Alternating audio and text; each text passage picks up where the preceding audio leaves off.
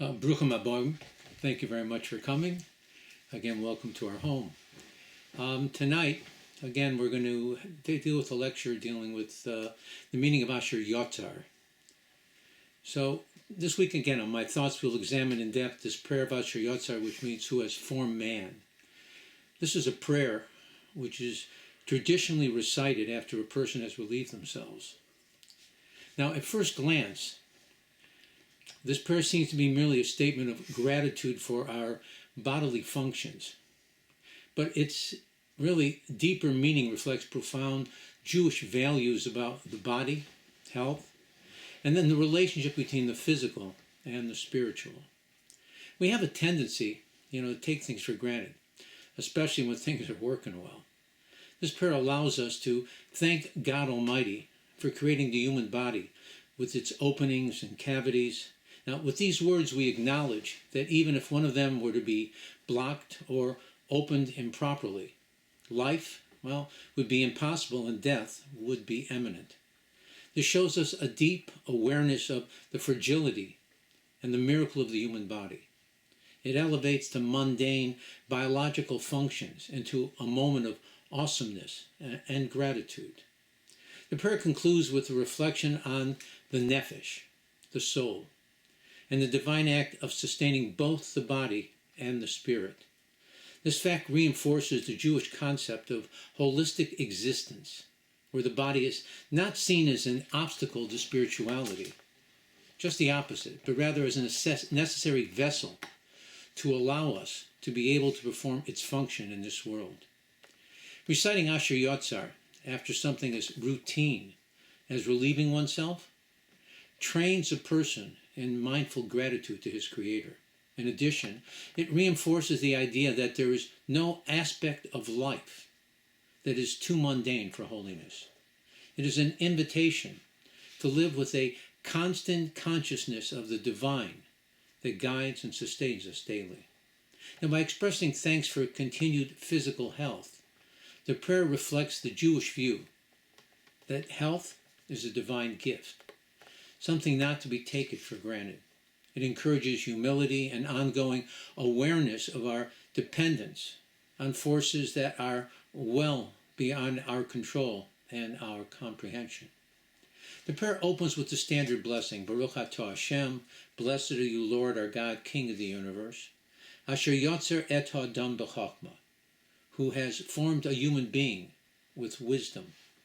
The prayer begins with a statement of awe. God Almighty designed the human body with profound wisdom. The phrasing honors the complexity and intelligence inherent in our physiological makeup, from organ systems to cellular function. I think that these words are also a form of gratitude for the gift of intellect that God Almighty has bestowed upon us. For without wisdom, we would not be able to properly appreciate the many gifts that we possess. With the blessing of wisdom, we have the ability to maintain our bodies properly so that they can function efficiently. Man is the most fragile of all God's creatures. It is only the wisdom that God has bestowed upon him that makes him the greatest of all of God's creations. The opening words may also be interpreted as an expression of gratitude to God for imbuing all of mankind, alluded to by the Hebrew word ha'adam, with wisdom. Now, the word adam is used only in reference to Jews, whereas the word ha'adam includes all of humanity. As I mentioned in previous lectures, the Hebrew word chokhmah, wisdom, when used in reference to God, alludes to a direct gift from God our Father in heaven. It is not something that we have necessarily earned or developed. It is what we refer to as a seminal flash, an idea. God has given us the wisdom to nurture our bodies rather than destroy them. Good health is not just a blessing, it is many times a choice. God Almighty expects us to be participants in caring for our bodies. Death is in God's hands. It is an inevitability. Good health is more often than not in our hands. We have a choice. Think of your body as a car that you rent at the airport when you visit a city. You do not own the car, but you are obligated to maintain it while the car is in your possession. If you damage it in any way, you will be liable to pay for all damages when it is returned. So too, God Almighty gives each soul a body to occupy while it fulfills its mission in this world. The body is not ours to abuse. We are required to maintain it in a healthy fashion. When we leave this world, we will be held accountable for any damages that we cause to the vehicle, our body. The prayer continues with Uvaravo nikavim nikavim v'chalulim chalulim, that he created in man many openings and many cavities. These words refer to bodily orifices such as the nostrils, the mouth, and even the pores of the skin. That is in addition to the internal cavities such as the stomach, the intestines, and the lungs. It is an acknowledgement of the fragile architecture that allows us to live and function in life. Just like God created the human body with the wisdom to know when to open and when to close all of its orifices, so too does he give us the wisdom to know when to open and when to close our mouths, the greatest informer in our body. If only we listened. No other organ in our body has the ability to harm or help us in so many ways. It's not an accident that though we were created with 2 ears, 2 eyes, and 2 nostrils, well, we were only given 1 mouth. And that mouth is protected by 2 gates. The hard gate, the teeth, and the soft gate, the lips. And yet somehow, we still manage to abuse it. Many times the smallest of reactions or the simplest comment can bring about joy or total destruction. The next second sentence in the prayer states, Golui v'yadul lifnei chisecha v'avdecha. It is revealed and known before your glorious throne. Now this phrase declares that God Almighty, from his place of majesty and infinite knowledge, possesses the quality of knowing everything. He is intimately aware of how our bodies operate. These words are thereby a profound statement of God's divine attention to detail and care, an acknowledgement that he is our creator and that he is constantly in attendance. These words, before your glorious throne, alert us to the fact that a prayer has the ability and possibility of reaching up to the highest heaven, where God in his essence resides on his throne of glory. As it states in Amos, prepare yourself to greet your God, O Israel. This fact is only possible if a person's body is clean, meaning that they do not feel a need to relieve themselves.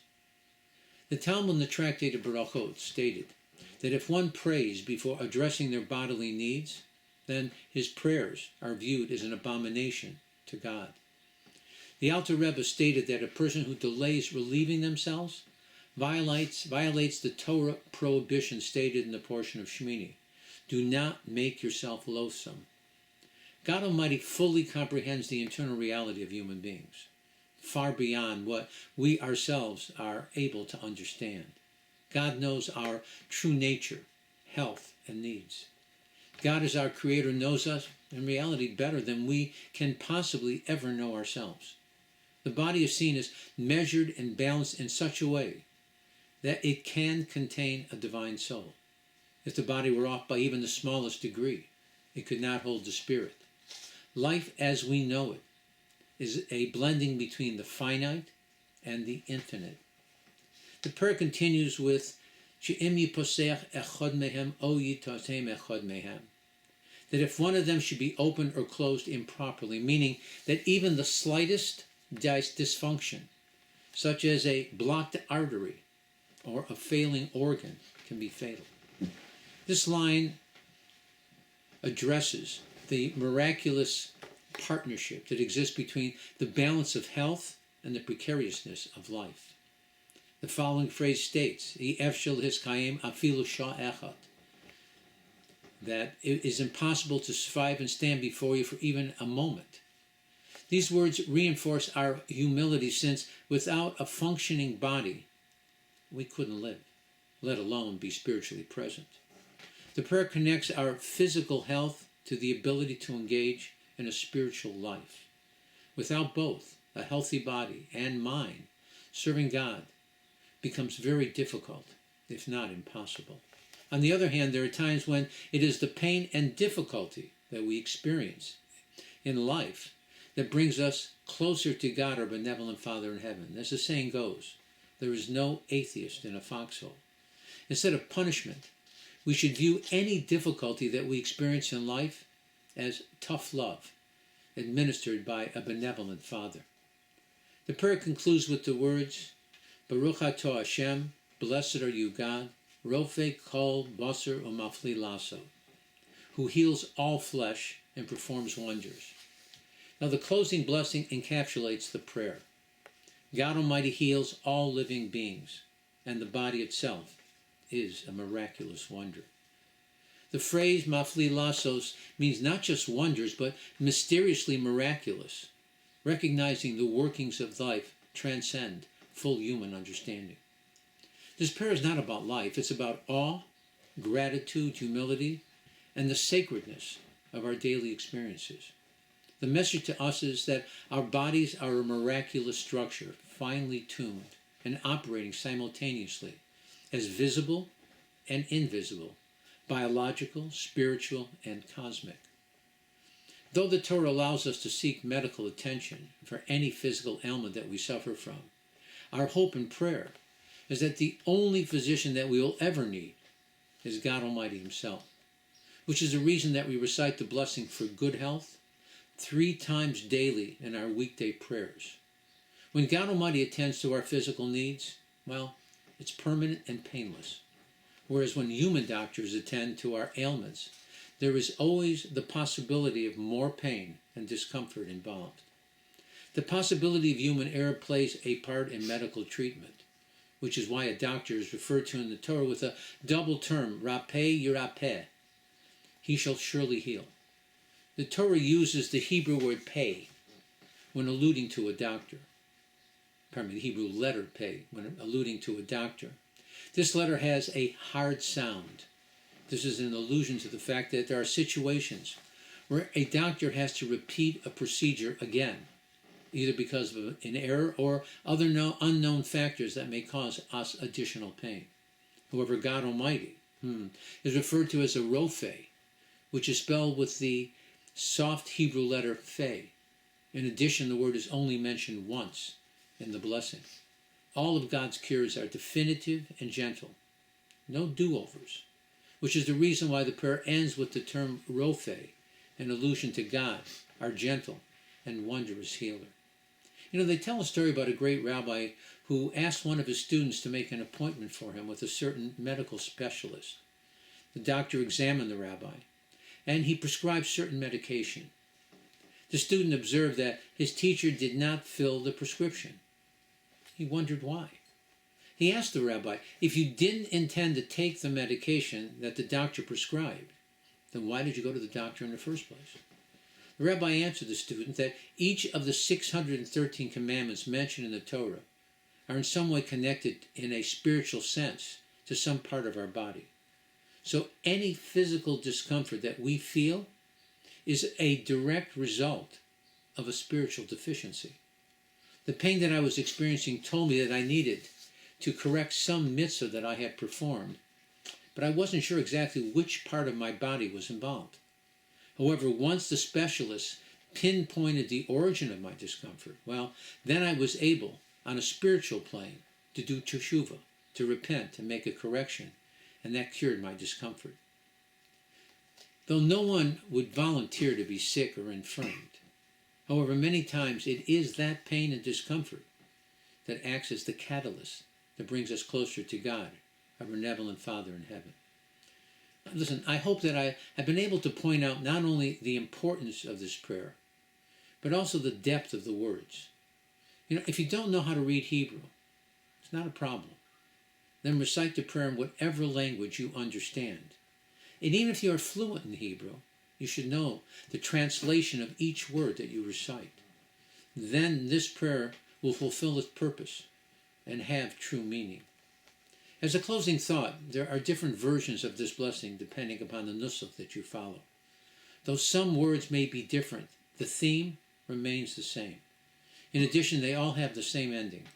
He who heals all flesh and performs wonders. May we all merit good health, but if we should need medical attention, may God Almighty be our only physician. Let us all pray for a swift and decisive victory to the war in the Middle East, with the total annihilation of Iran and all of her proxies.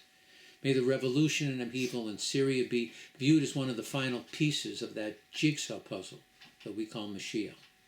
Let us pray for the release of all the hostages and their safe return home to their families.